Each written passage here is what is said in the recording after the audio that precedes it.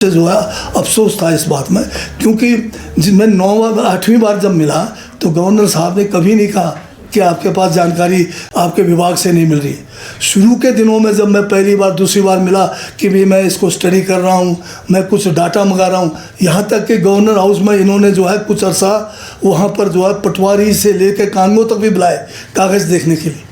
और सबसे बड़ी बात यह है कि ये एक ऐसे विचारधारा की पार्टी से आते हैं जो लोग जनजातियों के विरोधी हैं। बार बार कहते थे, एक बार प्रेस में भी वो उतर गए, बोल नहीं, क्या कहते हैं, ज़बान फिसल गया होना, कहते कि किसी के चुनाव मुद्दे को मैंने आगे थोड़ी करना है।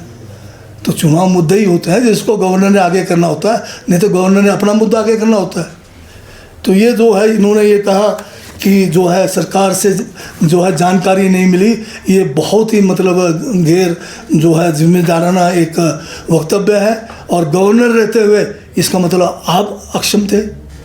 आप कहते हैं कि वर्क कल्चर नहीं हिमाचल में, आपकी वर्क कल्चर क्या रही? 3 साल से आप इस मामले को दबा के बैठे रहे। 8 बार जो है मंत्री इस और जो है हमारे बहुत सारे जनजाति इलाके के लोग, जिसमें जनजातीय सलाहकार परिषद के लोग भी आपसे मिले। यहाँ तक कि जो है मिलने के बार जाने के बावजूद आप कहते हैं कि कार्यशैली की बात कर रहे हैं।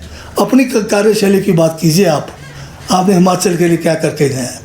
तो मेरा ये कहना है कि गवर्नर जो है संविधान से ऊपर नहीं है।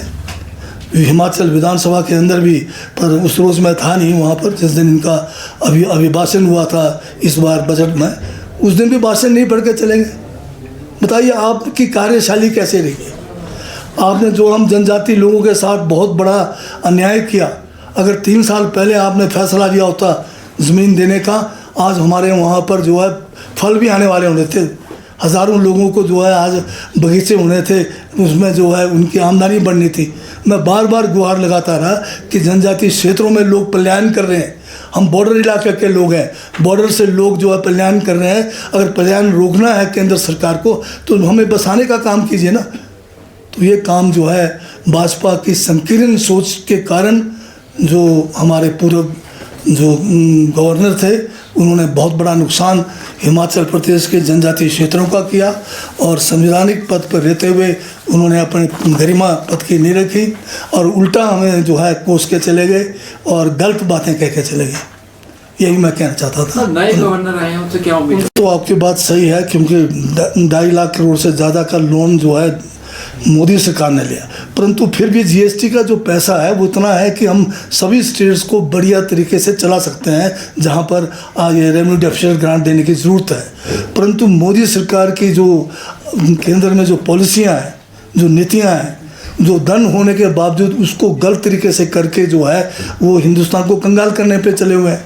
अब आजकल जो युद्ध चला हुआ है, अब आपके पास पेट्रोल बोल रहे हैं, कभी कहते हैं 75 दिन का है, कभी कहते हैं 24 दिन का है। अब तो इन्होंने जो है वो एसेंशियल कम्युनिटीज़ एक्ट को भी लागू कर दिया है। अब आपके पास पता नहीं एलपीजी, अब खाना बनेगा नहीं बनेगा, कोई गारंटी नहीं है, गाड़ियाँ चलेगी नहीं चलेगी। अगर ये 10 दिन और चले तो हम चाहेंगे। तो ये विश्व गुरु हम लोग हैं, ये हाल है विश्व गुरु का। सर, नए राज्यपाल का बयान करेगी? अब मैं अगर टिप्पणी करूंगा तो मेरा रास्ता ही बंद कर दोगे।